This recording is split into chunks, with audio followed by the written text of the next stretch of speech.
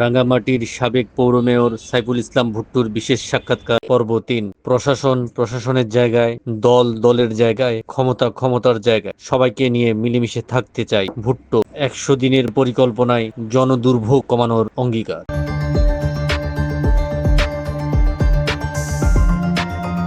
গত ৪ মার্চ আমাদের ফেসবুক ও ইউটিউব চ্যানেলে প্রচারিত হয় রাঙামাটির সাবেক পৌর মেয়র সাইফুল ইসলাম ভুট্টোর বিশেষ সাক্ষাৎকারের প্রথম পর্ব এবং ৫ মার্চ প্রচারিত হয় দ্বিতীয় পর্ব।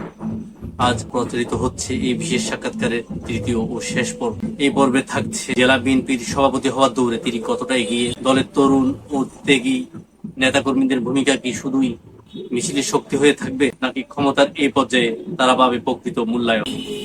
রাজনীতি না উন্নয়ন, ভবিষ্যতে রাজনীতিতে কোন বিষয়কে তিনি দিচ্ছেন বেশি গুরুত্ব? রাঙ্গামাটির নাগরিকদের জন্য তার অঙ্গীকার ও পরিকল্পনার বিস্তারিত। শেষ পর্যন্ত আমাদের এই সাক্ষাৎকারটি উপভোগ করার জন্য সবাইকে আন্তরিক আমন্ত্রণ জানাচ্ছি। আর অবশ্যই আমাদের ইউটিউব ও Facebook channel subscribe, like, comment এবং শেয়ার করতে ভুলবেন না। আপনাদের সমর্থনই আমাদের এগিয়ে যাওয়ার প্রেরণা। ধন্যবাদ। উন্নয়ন না রাজনৈতিক বার্তা, কোনটি আপনার প্রচারের মূল ফোকাস? উন্নয়ন আমার রাজনৈতিক বার্তা নয়। রাজনৈতিক বার্তা না, রাজনৈতিক বার্তাই উন্নয়ন হলো আমি যদি প্রশাসনে যাই, আমি যেটা করব ওটাকে আমি উন্নয়ন মনে করি, আর অন্যরা যেটা করেন ভালো কাজ করলে এটাকে আমি উন্নয়ন মনে করি। আর রাজনৈতিক বাস্তবতা, রাজনৈতিক ব্যক্তিত্ব, রাজনৈতিক ক্ষমতা, রাজনৈতিক চিন্তা চেতনা উন্নয়নের কাছে বা প্রতিষ্ঠানের কাছে আসার সুযোগ নেই। আর রাজনৈতিক চিন্তাটা সবসময় থাকবে উন্নয়ন নিয়ে। প্রথম ১০০ দিনে দৃশ্যমান পরিবর্তন কি আনবেন যদি মেয়র হন?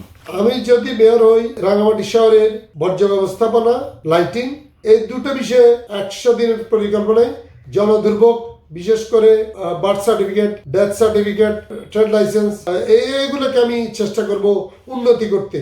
আর আমার একটি পরিকল্পনা ছিল, এটার নাম হলো সিম্বল অফ রাঙ্গামাটি। যে প্রকল্পটা আমি করতে পারি, এটা এই দুঃখটা আমাকে সবসময় কেঁদে বেড়ায়। আমি এখনো মনে করি এই ধরনের একটি প্রকল্প যদি রাঙ্গামাটি পৌরসভায় থাকে, রাঙ্গামাটি পৌরসভার জন্য বিশাল একটা অর্জন হবে। এটা আমি করতে পারিনি, আমার মনের মধ্যে দুঃখ রয়ে গেছে।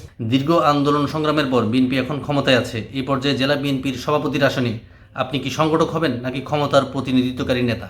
আমি প্রথমে রাজনৈতিক দলের সংগঠক হতে চাই। আমি রাজনৈতিক কর্মী, তৃণমূল পর্যায়ের কর্মী। আমার মতো কর্মীরা যদি দলের ক্ষমতায় যায়, আমি আশা করি দলের কর্মীরা অপদস্থ, অপমানিত এবং কোনো জায়গায় নিগৃহীত হবেন না। সবাই সমুচিত সহযোগিতা পাবেন। দলীয় রাজনীতিতে সবচেয়ে বড় সংকট বিভক্তি। আপনি কি বলতে পারেন আপনার নেতৃত্বে জেলা বিএনপি কতটা ঐক্যবদ্ধ থাকবে? আসলে বিভক্তি কথাটা আমি ওভাবে বলি না। আমাদের মধ্যে মতের জন্য, পদের জন্য প্রতিযোগিতা প্রতিনিয়ত হয়, কিন্তু আমাদের মতটা নিয়ে আমরা সামনের দিকে এগিয়ে যেতে চাই। আমাদের মধ্যে কোনো একজনকে অসহযোগিতা করে, অপছন্দ করে এরকম নয়। হয়তো পদের জন্য প্রতিযোগিতা করে, এটা বলা যায়, কিন্তু আমরা মিলেমিশে সবাই আছি। তাই আমাদের মধ্যে ঐক্য নষ্ট হওয়ার মধ্যে এরকম কোনো কিছু নেই। আমিও ওই পর্যায়ে থাকবো না। সবাই আমার সাথে ঐক্যবদ্ধভাবে একমত হয়ে থাকতে পারবে ইনশাল্লাহ। তরুণ ও ত্যাগী নেতাকর্মীদের জন্য আপনার রাজনীতিতে জায়গা আছে, নাকি তারা কেবল মিছিলের শক্তি হয়েই থাকবে? তরুণ ত্যাগী নেতা কর্মীরা যারা ত্যাগ করেছে, তারা দলের মধ্যে তারা কোনো না কোনোভাবে প্রভাবিত হবে। আমাদের জনসংখ্যা বেশি, এই জন্য কর্মীও বেশি, একটু দেখতে একটু মানে আমাদের ভালো লাগে না। তবে দলের কর্মীরা যেন আমাদের সাথে মিলেমিশে থাকতে পারে, দলের কর্মীরা যেন দলের নেতা আহত হওয়ার মতো যোগ্যতা অর্জন করতে পারে এবং পদলেহী নেতা না হওয়ার জন্য, পদলেহী কর্মী না হওয়ার জন্য, এটা আমি অনুরোধ করব। বিএনপির আদর্শ শহীদ জিয়া ও দেশনেত্রী খালেদা জিয়ার রাজনীতিতে আপনি কি প্রশাসনিক ক্ষমতার ঊর্ধ্বে রাখতে পারবেন? আমি পৌরসভায় নির্বাচিত হই আর না হই, সবসময় আমার একটা চেষ্টা ছিল প্রশাসনের জায়গায় থাকবে, ক্ষমতার জায়গায় থাকবে, দলের জায়গায় থাকবে। এখন কেউ যদি খারাপ চিন্তা করে যে ক্ষমতাকে এবং দলকে এক জায়গায় নিয়ে আসে, তাহলে কিছু বলার নেই। চেষ্টা করতে হবে তাকে নির্বৃত করার। আর আমি ক্ষমতায় গেলে, আমি যদি দলের দায়িত্ব পাই, আমি যদি সেবা করতে সুযোগ পাই, আমি চেষ্টা করবো সবাইকে নিয়ে থাকতে, মিলেমিশে থাকতে। দল ক্ষমতায় থাকা সবচেয়ে বড় চ্যালেঞ্জ হয় ক্ষমতার অপব্যবহার। আপনি কি নিজ দলের ভেতরেও সমালোচনা সহ্য করার মানসিকতা রাখেন? ক্ষমতার অপব্যবহার হয়, এটা আমি অস্বীকার একেবারে করব না। কিছু সংখ্যক ব্যক্তি দলের ক্ষমতাটাকে পুঁজি করে এই কাজগুলো করেন, তাদেরকে আমি চেষ্টা করবো এই কাজগুলো না করতে। এরপরও আমি সবাইকে মিলে এই কাজটা না করে নতুনভাবে ওদের যেন বাঁচার, কথা বলার, আচরণের প্রতিযোগিতার সব বিষয়ে যেন আমি সহযোগিতা করতে পারি, এই চেষ্টা আমার থাকবে। জেলা বিএনপির সভাপতি হিসেবে প্রশাসন ও জনপ্রতিনিধিদের উপর আপনার প্রভাব কি দলের সাথে ব্যবহার হবে নাকি ব্যক্তিগত বলের জন্য? এই প্রশ্নে আপনি কিভাবে নিজেকে আলাদা করবেন? আসলে জেলা বিএনপির সভাপতি এটা দায়িত্ব।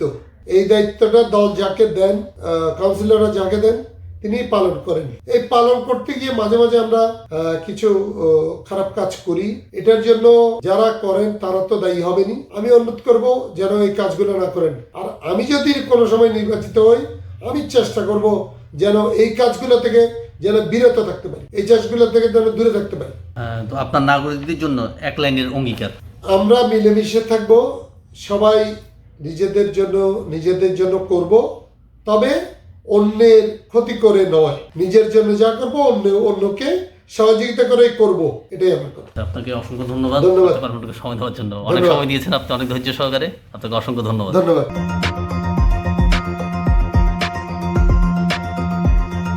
প্রিয় দর্শক, রাঙামাটির সাবেক পৌর মেয়র সাইফুল ইসলাম ভুট্টুর 3 পর্বের বিশেষ সাক্ষাৎকার এখানে শেষ করছি। বাংলাদেশের রাজনৈতিক বাস্তবতায় আগামী দিনে সম্ভাবনাময় জনপ্রতিনিধিদের নিয়ে আমাদের এমন আরো আয়োজন থাকবে। সে পর্যন্ত নিয়মিত চোখ রাখুন আমাদের চ্যানেলে।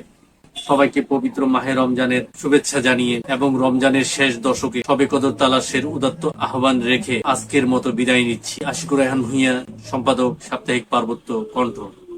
ধন্যবাদ।